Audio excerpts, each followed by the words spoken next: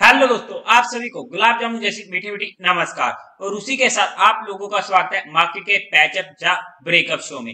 आज के दिन हम डिटेल में डिस्कस करेंगे कि मार्केट में अब आगे कैसा रह सकता है सिनेरियो, क्योंकि जो हमें फ्राइडे के दिन बाउंस देखने को मिला है वो एक डेड कैट बाउंस है, या फिर हमें वहां पर मार्केट ने फिर से रिकवरी करनी शुरू कर दी और मार्केट दोबारा से तैयार हो चुका है अपनी नई रैली के लिए। तो उसे डिटेल में स्टडी करने की कोशिश करेंगे। और उसी के साथ साथ Paragon fine and specialty chemicals SME IPO की होने वाली कल के दिन फाइनल डेट, तो वहां पर भी क्या रह सकता है मेरा personal final decision for education and learning perspective, उसे स्टडी करने की कोशिश करेंगे। तो अभी से ही इस वीडियो को लाइक और चैनल को सब्सक्राइब कर दीजिएगा। अगर हम सबसे पहले फ्राइडे के दिन एफआईए और डीआई डाटा चेकआउट करते हैं, तो एफआईए ने फिर से 1500 करोड़ की सेलिंग करी है, वहीं पर डीआई ने 313 करोड़ की बाइंग करी है। नेट में सेलिंग का फिगर एक मेजर फिगर है जो हमारे लिए और मार्केट के लिए नेगेटिव हो जाता है। उसी के साथ साथ अगर मैं एसएमई आईपीओ की बात करूं, paragon fine and speciality chemicals IPO की, देखो, क्योंकि यहाँ पर मार्केट का मूड माहौल काफी ज्यादा बिगड़ा हुआ है। और वहां पर अगर मार्केट का मूड माहौल और भी ज्यादा बिगड़ता है, अब वो बिगड़ेगा किस सेंस में, क्योंकि ऑलरेडी मार्केट अच्छा खासा गिर चुकी है और जहां पर मार्केट के लिए नीचे की जगह काफी ज्यादा कम हो चुकी है।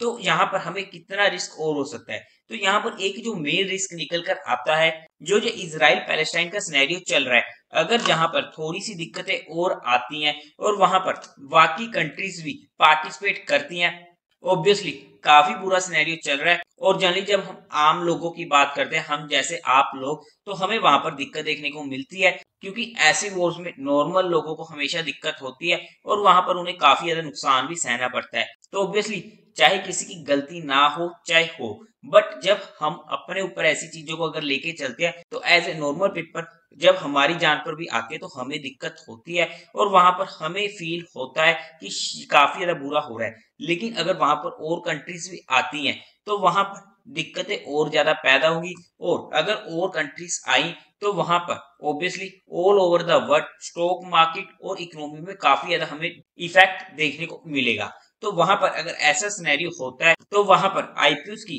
लिस्टिंग में भी हमें काफी ज्यादा दिक्कत देखने को मिल सकती है। लेकिन अगर मैं अपने पर्सनल फाइनल डिसीजन की बात करूं, देखो, अगर मैं इस फैक्टर को साइड पे रखता हूँ, क्योंकि ऐसी जो पॉसिबिलिटी होती है काफी ज्यादा कम होती है, लेकिन ये पॉसिबिलिटी तो हमेशा मार्केट में बनी रहेगी कि कभी भी कहीं भी कैसे भी कुछ भी हो सकता है। लेकिन हाँ, अगर हम डिफेंसिव टू मॉडरेटली अग्रेसिव हैं, क्योंकि कंडीशंस ऐसी हो रही हैं, वहां पर युद्ध छिड़ा हुआ है, कहीं और ज्यादा ना बिगड़ जाए, तो वहां पर मैं इसे इजीली अवॉइड कर दूंगा। लेकिन अगर मैं हाईली अग्रेसिव होकर कहूं, तो यहाँ पर मैं इस आईपीओ को इजीली अप्लाई करने वाला हूं, लेकिन सिर्फ हाईली अग्रेसिव होकर, क्योंकि बाय चांस अगर वहां पर कोई और ज्यादा दिक्कत नहीं आती है। अगर मैं इसकी जीएमपी की बात करूं, तो आज के टाइम पे 88% का चल रहा है। आई नो काफी अच्छा जीएमपी भी चल रहा है, आईपीओ भी अच्छा है, लेकिन ये मेरा पर्सनल फाइनल डिसीजन होने वाला है, जो मैंने सिर्फ आप लोगों के साथ एजुकेशन और लर्निंग पर्सपेक्टिव डिस्कस किया है।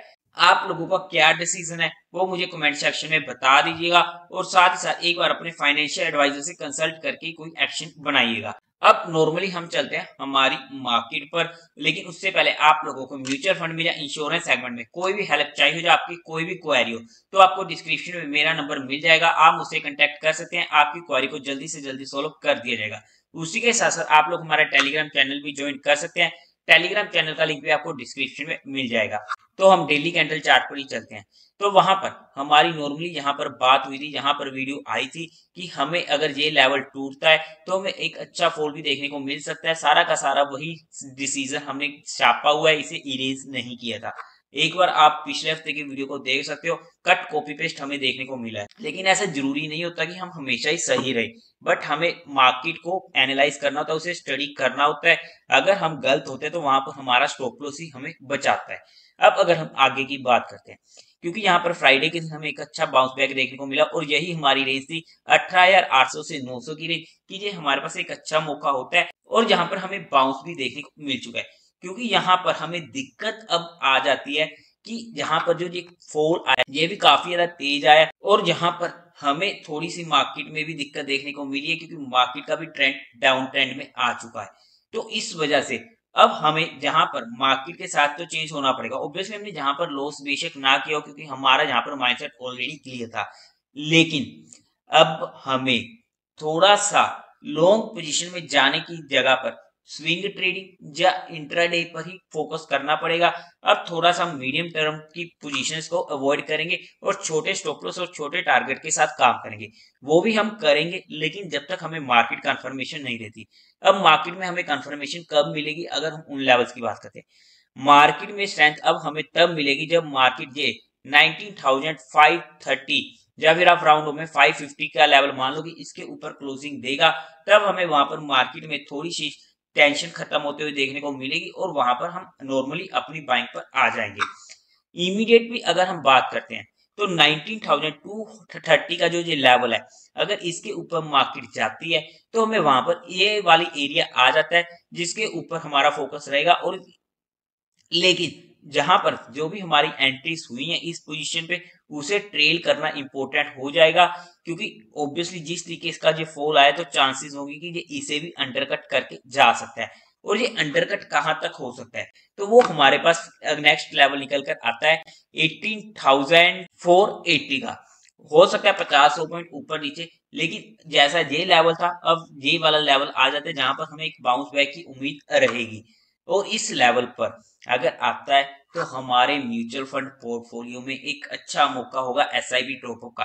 क्या ये भी एरिया था? ऑब्वियसली था, लेकिन ये वाला एरिया मैंने सिर्फ उन्हीं के साथ डिस्कस किया था जो मेरे अंडर अपना पोर्टफोलियो मैनेज कर रहे हैं, तो उनको बता दिया गया था।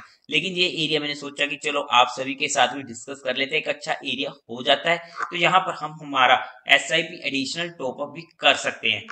तो अगर मैं ओवरऑल में नॉर्मल सी भाषा में बात करने की कोशिश करूं तो हमारे पास अब जो मेजर रेजिस्टेंस रहेगा 19,550 का रहेगा।